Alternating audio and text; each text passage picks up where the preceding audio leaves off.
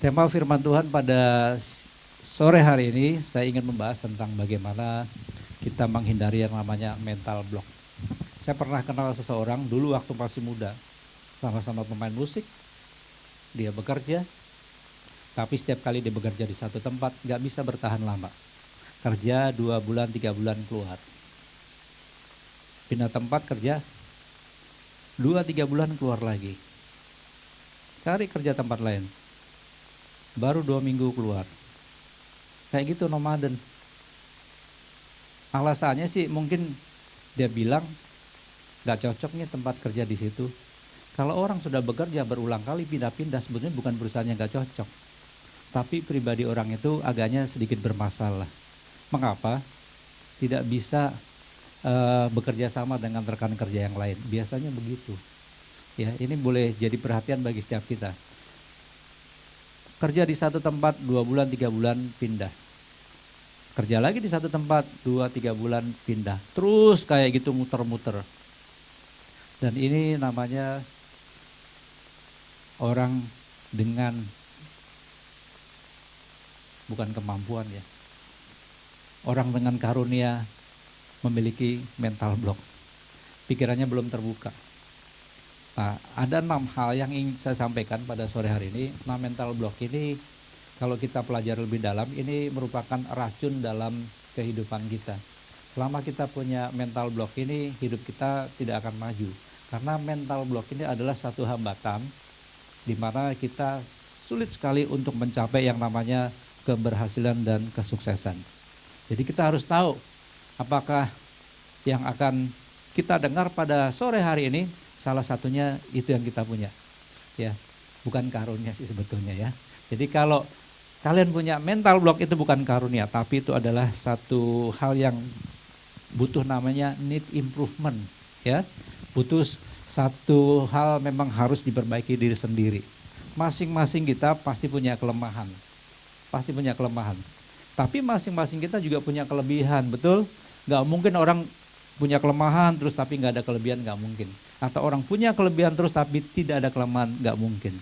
Tetapi bagaimana kita bisa memanfaatkan yang positif dari diri kita dan kita mau mengupgrade apa yang kurang dalam diri kita. Kita belum sempurna. Dan kita mau sempurna oleh karena kita mengasihi Tuhan. Kita mau sempurna karena kita anak-anak Tuhan. Waktu Adam berbuat dosa, Tuhan katakan gambar manusia, citra Allah itu dalam diri manusia rusak. Bukan berarti hilang, tapi rusak. Ya, ketika Yesus datang kembali ke dunia, mati di atas kayu salib, menebus setiap orang yang percaya kepadanya, dan hidupnya kembali disempurnakan.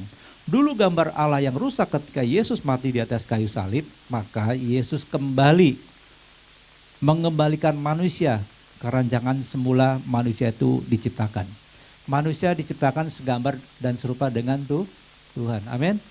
Jadi masing-masing kita itu punya yang namanya kualitas dan karakter Tuhan. Harusnya begitu. Kita punya kualitas Tuhan, kita punya karakter Tuhan. Itu manusia yang sejati, manusianya Tuhan seperti itu.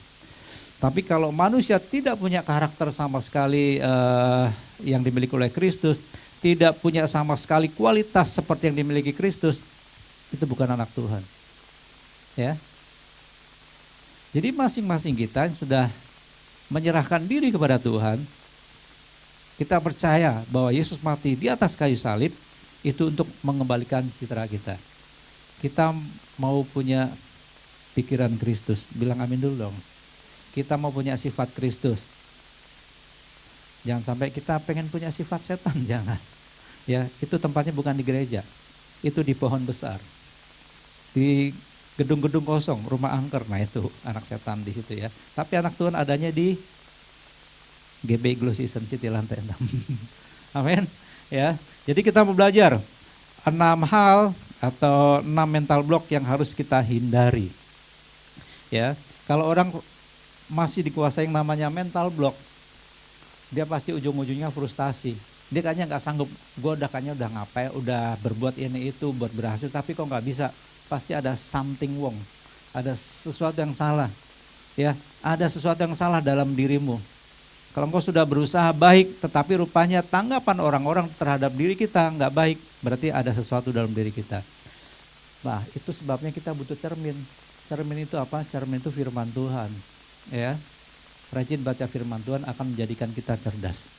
Rajin baca firman Tuhan akan menjadikan kita anak muda yang berhikmat. Amin. Ya. Jadi jangan sampai kita dikuasai oleh yang namanya mental block. Itu lama-lama jadi toksik dalam hidup kita. Mental block itu sebetulnya lebih cenderung ke arah psikologis, ya, arah kejiwaan. Jadi kalau orang dikuasai oleh mental block, jiwanya sebetulnya sedikit terganggu. Tetapi Daud sendiri pun berkata pada dirinya sendiri, "Hai jiwaku, bangunlah." Daud berkata kepada jiwanya sendiri. Jadi kita juga bisa berkata kepada jiwa kita sendiri, Elo, pukul aja kalau kamu lagi nakal. Atau cubit tangan, betul? Tapi jangan keras-keras, sakit. Jadi harus berkata kepada jiwa kita sendiri, supaya jiwa kita juga melakukan hal yang baik. Amin. Ya, kalau orang dikuasai oleh mental block, emosinya pasti meluap-luap. Sensitif, mudah tersinggung. Ada nggak di sini mudah tersinggung? Banyak.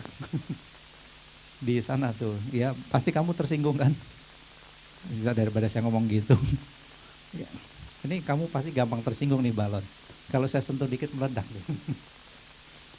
Ya, orang yang dikuasai oleh mental block pasti gampang tersinggung.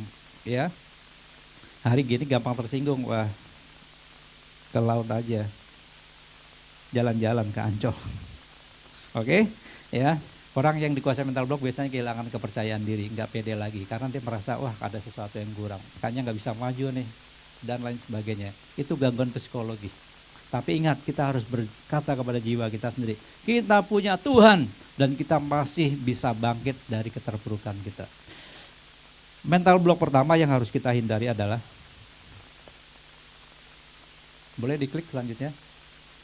1, tidak mengakui apa? Kesalahan. Ini bahaya kalau kita nggak mengakui kesalahan. Ratapan pasal 3 ayat 40. Marilah kita menyelidiki dan, saya kayaknya terganggu ini, nggak apa-apa ya. Terganggu nggak lihatnya? Marilah, loh kok jadi hilang? Oke. Marilah kita menyelidiki dan memeriksa hidup kita dan berpaling kepada Tuhan. Artinya kita memang harus melihat bahwa diri kita itu salah. Kalau kita salah, ya harus mengakui. Admit your own mistake openly, maybe even joyfully. Ya, encourage your associates to do likewise. Ya. Itu bahasa Hokkien-nya kayak gitu. Never castigate.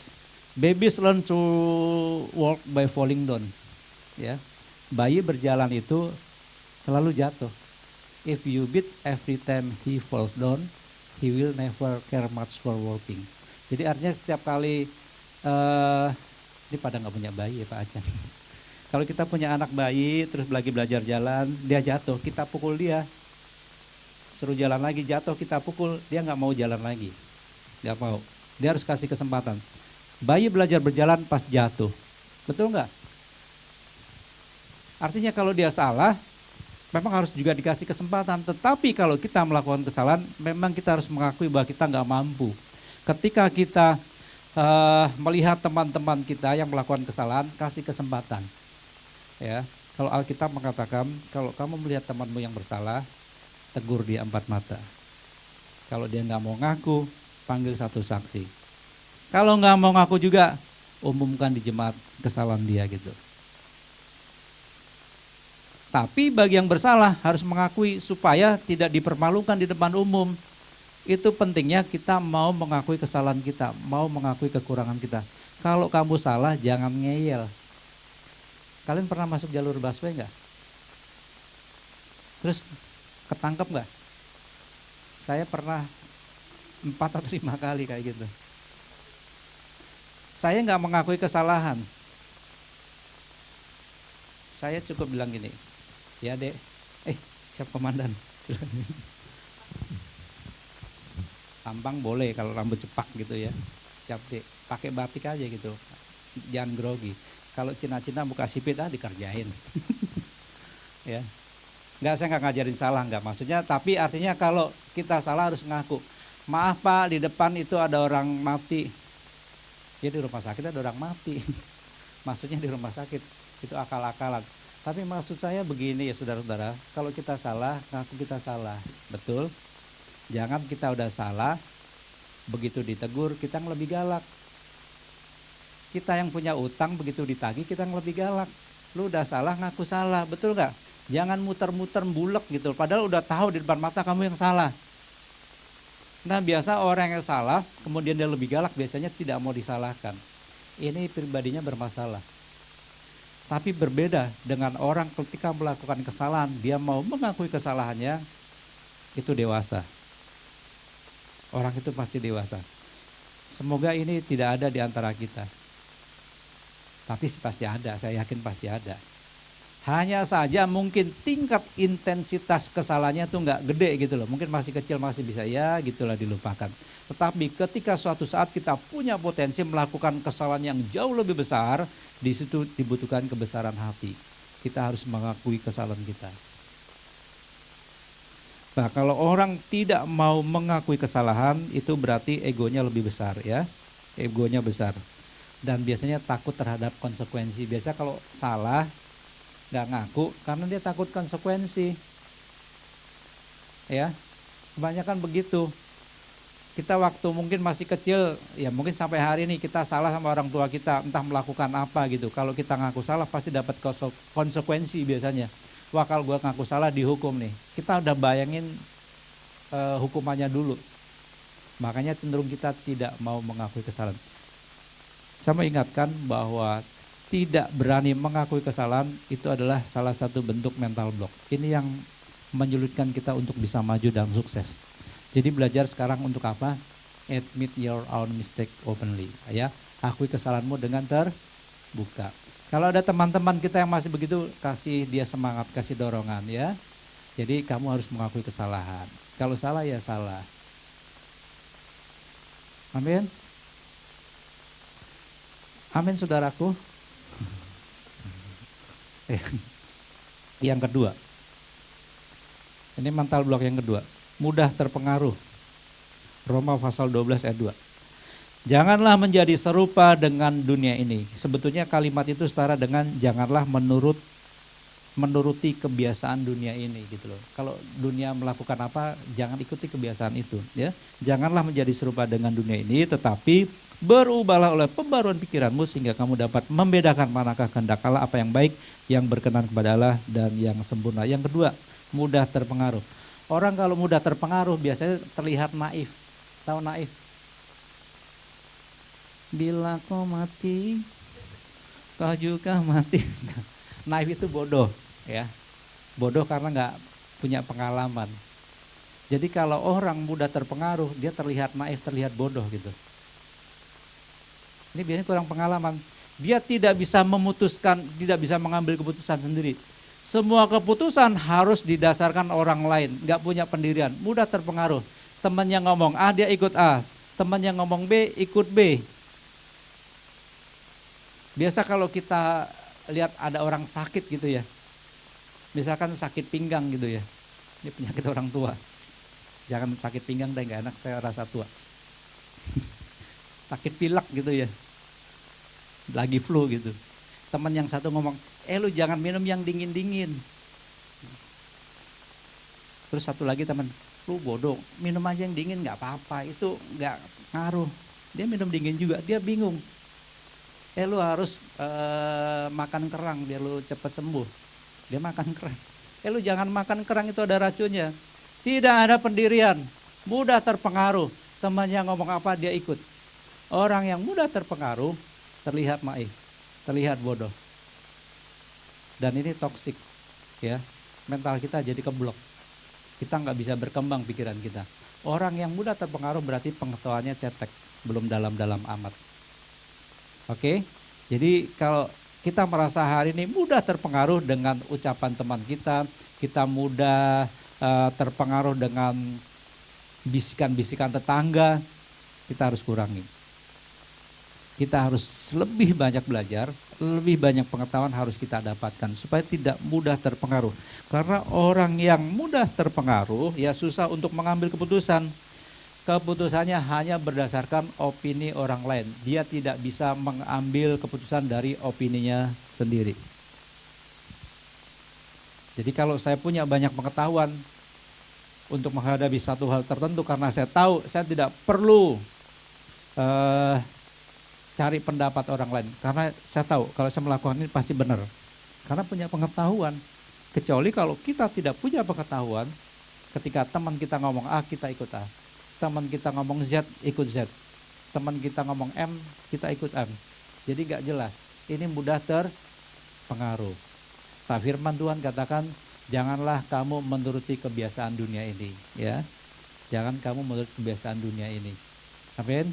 Jadi kalau kamu diajak merokok gitu ya, jangan mau, jangan mudah terpengaruh. Ini yang merokok ketahuan, biasa di sininya agak sedikit hitam, ada nggak di telunjuknya? Coba kalian lihat. Kalian merokok emangnya? Ya udah kalau nggak merokok ngapain dilihat gitu loh?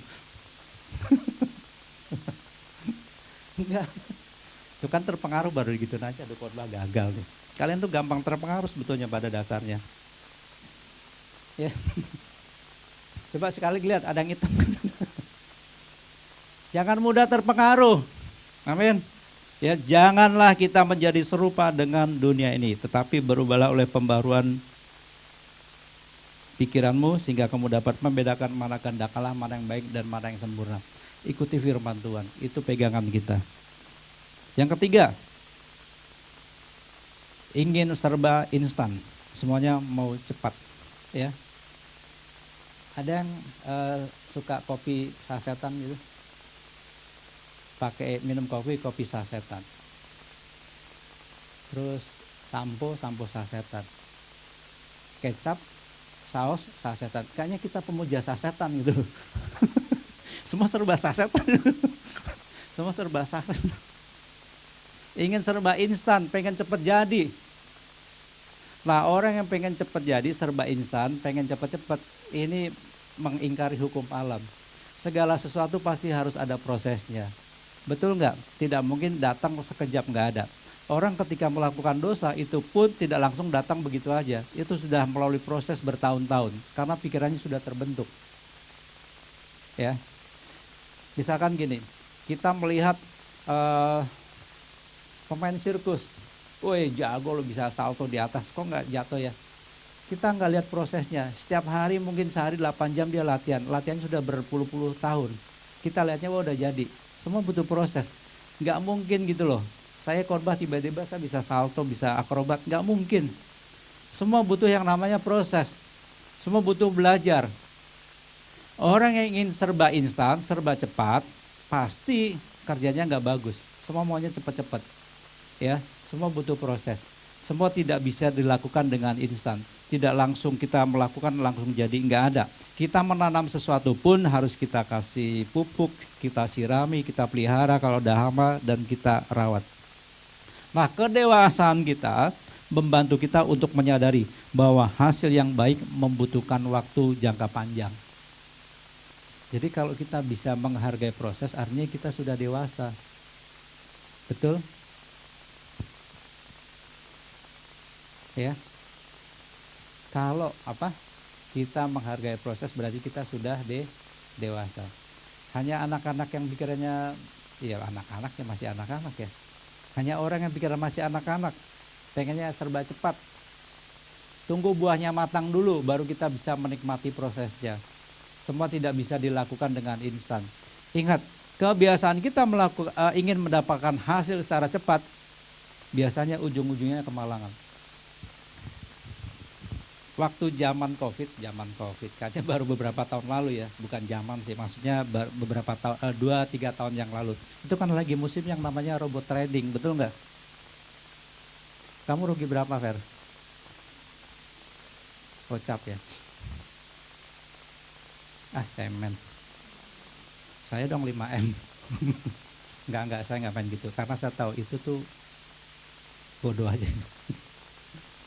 Jadi ada beberapa pendeta karena kurang jadwal khotbah, ada punya tabungan dikit, diiming-imingi sama temannya ini pasti bisa dipercaya. Bahkan gereja pun ada yang ikut-ikutan robot trading. Ruginya bukan 100-200 juta, MM-an. Ya. Ya, kenapa? Ya. Jadi karena apa? Orang pengen cepat gitu loh. Pengen cepat mendapatkan hasil. Kamu kasih 1 juta 1 juta, minimal kamu bisa sebulan dapat 200-300 ribu. Kan nggak bisa kayak gitu. Betul? Semua harus butuh proses. Tidak mungkin kita taruh duit datang keuntungan 30-40%. Tidak mungkin. Banyak sekali orang-orang yang terjebak dengan robot trading. Salah satunya pendeta teman saya di Serpong tuh. Ngajak jemaatnya pula lagi. Ada yang 500 juta, 200 juta, 300 juta. Belakangan liau. Berapa M tuh liau. Teman saya juga nawarin, pemain gitar tuh ada tuh. Di, ikut gue di. Ada nih. Net 89 atau berapa tuh? Apa 98? Berapa? Oh emang dia pemain. Saya ngetes sebetulnya. Ngetes. Enggak, saya tahu net 89. Terus ada Vin berapa itu? Oh, tuh hafal ya. Saya ragu, dia bukan pemain tapi dia bandar. Jadi ada yang kayak gitu, ya.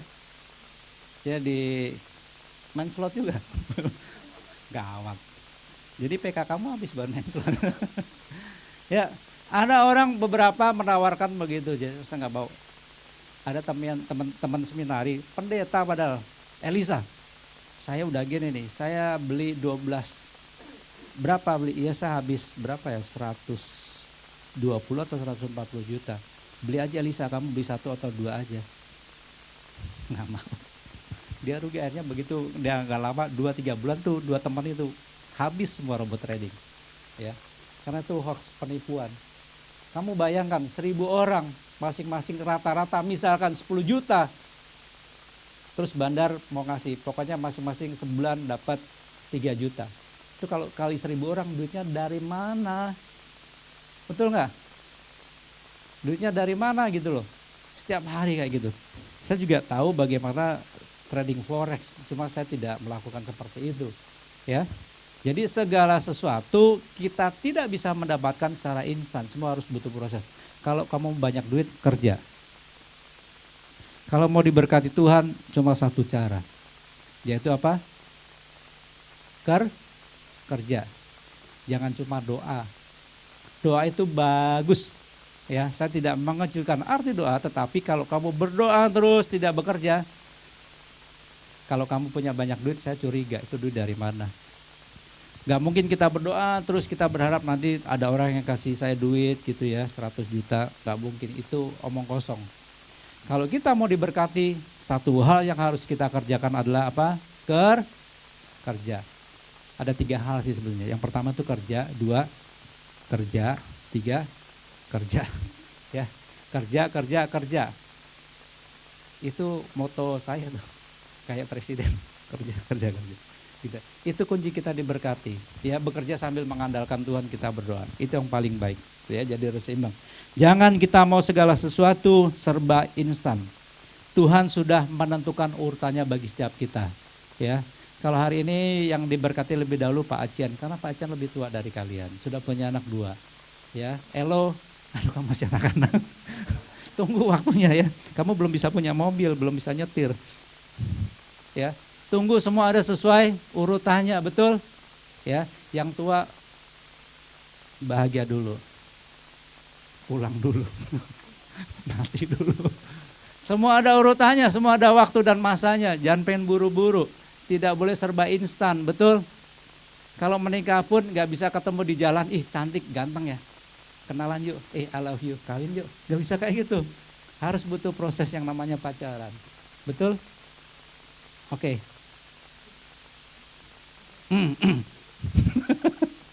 Ya, butuh proses, gak bisa serba instan.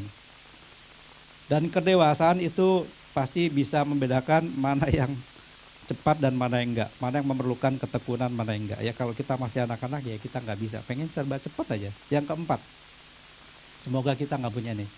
Kita iri melihat orang lain sukses. Orang lain punya handphone apa, iPhone 15. Wih, belum ada ya iPhone 15. 14. Orang lain punya iPhone 14, wah saya juga pengen punya nih iPhone 17. Pengen mendahului. Orang lain punya apa, kita punya, pengen juga punya. Kita iri gitu. Ketika iri itu menguasai pikiran kita, menguasai hati kita, biasanya ada dua kemungkinan. Kita akan menjelekkan, atau dua, kita turut bersukacita dengan kesuksesannya. Cuma itu toh. Tapi sebagai anak Tuhan saya sarankan kalau lihat teman kita sukses, kita harus apa? Ikut bersukacita. Bukan iri, bukan. Ya, kalau lihat teman kita sukses, kita jangan iri, tapi kita harus ikut sukacita. Amin. Ya, aminnya nggak tulus. Kebanyakan kita begitu, lihat teman kita sukses, teman kita berhasil, kita iri. Terus kita berusaha menjatuhkan, jelek-jelekin. Itu toksik, itu mental block. Selama kita masih dikuasai oleh pikiran ini, susah kita untuk maju. Ya, ketika Habel persembahannya lebih diperkenan oleh Tuhan, Kain iri. Itu terjadi satu tragedi besar dalam umat manusia. 1/4 umat manusia di muka bumi habis. Adam, Hawa, Kain dan Habel. Habel mati. 1/4 isi dunia mati.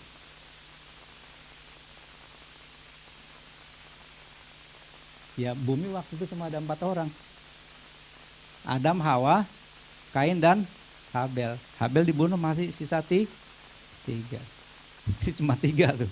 1/4 penduduk muka bumi habis. Itu akibat iri. Jadi iri itu mengandung racun. Ya. Tapi kalau drakor itu mengandung bawang, bisa bikin nangis. Yang Mazmur 37 ayat 7a. Berdiam dirilah di hadapan Tuhan dan nantikanlah Dia, jangan marah karena orang yang berhasil dalam hidupnya. Amsal 14 ayat 30, hati yang tenang menyegarkan tubuh, tetapi iri hati membusukkan tulang. Kamu iri terus tulang kamu jadi keropos, kamu busuk. Ya, pokoknya dibikin senang aja, gitu. Oke. Yang kelima, baperan. Amsal 16 ayat 32. Orang yang sadar, orang yang sabar maksudnya melebihi seorang pahlawan. Orang yang menguasai dirinya melebihi orang yang merebut kota. Garis bawahi orang yang menguasai dirinya. Jadi artinya kita jangan terlalu terbawa perasaan, ya. Perasaan harus kita keep. Baperan itu artinya gampang tersinggung. Betul enggak? Waktu Elia menghadapi Nabi Baal 450 ya. Elia itu menang. Jadi demonstrasi kuasa Allah. Mereka 450 Nabi Baal berdoa gitu supaya turun api. Udah muter-muter, hula. Api nggak turun. Ya. Nggak tahu mantranya apa gitu ya.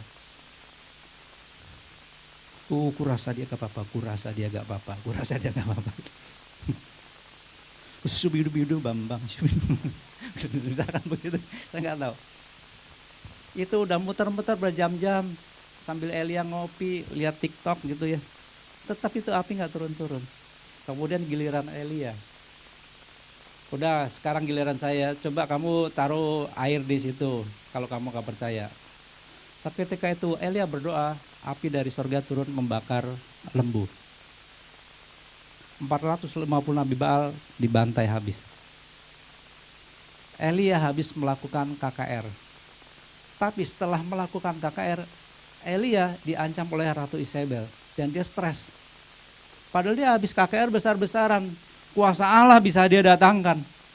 Tetapi hanya seorang wanita yang bernama Isabel, dia kalah, baperan, kabur dia. Kok bisa orang kayak gitu ya? Kayaknya Elia itu ya hatinya lemah lembut gitu ya. Mungkin mukanya Hello Kitty. Ya, Hello Kitty. Ya. Hatinya lembut. Nah, Elia ini baperan. Kita jangan sering terbawa perasaan. Kalau kita sering terbawa perasaan, semua jadi nggak logis. Tidak bisa kita nilai secara wajar. Jadi semua berdasarkan perasaan. Ini enak, ini kayaknya bagus. Menilai sesuatu berdasarkan perasaan. Rata-rata yang baperan itu biasanya wanita. Karena wanita lebih bekerja berdasarkan perasaan daripada apa? Pikiran, logika. Kalau pria berdasarkan logika daripada perasaan. Makanya kebanyakan wanita tuh gitu. Kayaknya nih rasa-rasanya nih, nah kayak gitu. Tapi kalau laki-laki nggak gitu. Gua pikir sih, nah gitu. Ya, nggak gua rasa sih, jarang. Ya, yang ada itu berarti pria tulang lunak. Kalau gua rasa, gitu. Ya, pria tulang lunak. Jadi kalau orang yang selalu terbawa perasaan atau baperan akan menghambat kemampuan dalam mengambil keputusan yang objektif berdasarkan logika yang bijaksana. Ya, coba aja kita mengambil sesuatu keputusan berdasarkan perasaan. Dulu tahun 2000 sampai 2002 saya punya bos wanita, orang Singapura. Saya kerja di perusahaan Singapura gitu ya. Kerja saya tuh ngedit video. Saya kameramen. Maka saya ngerti kamera gitu ya, ngedit linear, interlinear. Zaman-zaman masih pakai PC, laptop yang pakai ada PCI card. Bos saya orang Singapura. Jadi suatu ketika entah nggak ada apa-apa gitu, saya juga nggak ngerti. Semua karyawan dikumpulin, dia marah-marah. Ini masalah apa sih? Bingung saya. Jadi semua dinilai berdasarkan perasaan. Maklum bos cewek gitu ya. Apalagi kalau lagi hari-hari tertentu gitu. Ya, lagi PMS, waduh itu perasaan jadi pikiran jadi kacau. Kebanyakan wanita begitu perasaan. Ketika mengutamakan perasaan, pasti tidak bisa melakukan keputusan berdasarkan sesuatu yang objektif berdasarkan logika. Itu bahayanya seperti itu, ya. Jadi kita jangan terbawa perasaan. Itu adalah mental block yang kelima. Mental block yang terakhir. Ini bahaya nih. Tidak ada niat berubah. Oke, Roma pasal 12 ayat 2. Kita baca ayat tadi lagi. Janganlah kamu menjadi serupa dengan dunia ini, tetapi apa? Berubahlah oleh pembaharuan budimu. Itu garis bawahi, berubahlah pembaharuan budimu ya. Sehingga kamu dapat membedakan manakah kehendak Allah, apa yang baik, yang berkenan kepada Allah, dan yang sempurna. Mengapa orang tidak bisa berubah? Tahu nggak alasannya kenapa orang tidak bisa berubah?